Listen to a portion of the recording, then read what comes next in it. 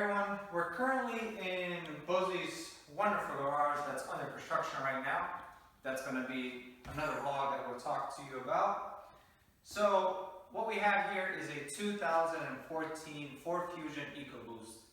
This car was unfortunately involved with Hurricane Matthew last month, and we have decided to restore it, to bring it back to its glory.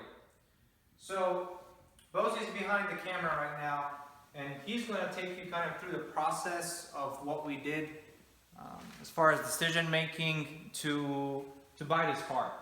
So, and then I'll take you into other details as far as cleaning and some of the other steps that we're working on.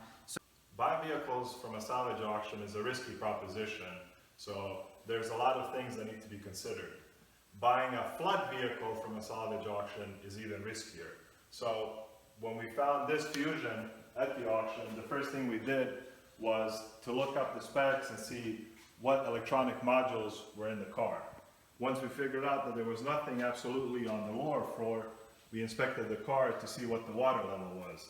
So the easiest way to inspect, which this has been now cleaned, is to look at the door. Whatever the water level was, there will be a line of silt and dirt. So on this car, it was right around this spot. So we decided that it would be a good choice to purchase. Once we inspected the car, we bid on it, and the car was purchased about 80-90 miles away from here. So once all the fees were paid, we arranged for transportation and got the car here. Our first step was to plug in some of our diagnostic equipment to check and see if any modules were damaged and to verify that there was no shorts. Once we got that, we went into the car and started taking everything out. So we started by pulling out the seats and pulling out the old carpet.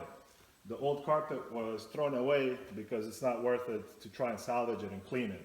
Once we did that, we started ripping everything out. That included the old padding, the old insulation, and all of the modules that are on the lower side of the dash. Once that was done, the parts were transferred over to Boyan, where he started the cleaning process. So we decided to take out all the parts, including the seats and the various plastics that were in the car. We just wanted to make sure that they were extra clean. So we took a couple of different steps to ensure that. We went ahead and sanitized everything to kill any bacteria that might be present. And then we took it a step further, dropped it off at my garage, and then I proceeded to clean each individual piece. I organized it all and used an interior cleaner solution and a soft bristle brush. So sprayed it down, agitated the dirt with the soft bristle brush, and what that does, it just lifts all of it lifts the dirt up so you can capture it with a microfiber towel and wipe it off. That's really the basics of cleaning a plastic or a seat.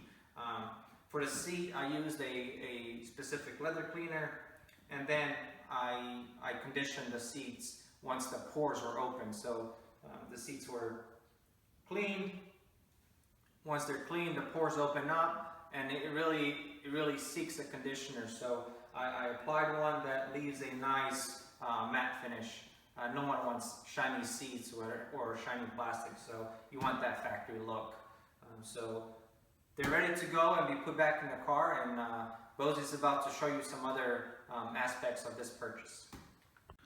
As you can see here, the car is pretty well taken apart. We took it down to the bare metal inside just to be sure that no moisture was caught in here. And once we did that, we used a couple of cleaners, some mold control solution and some germicidal bleach, just to make sure that there wasn't anything lingering around. Once that was done, we started applying some sound deadening.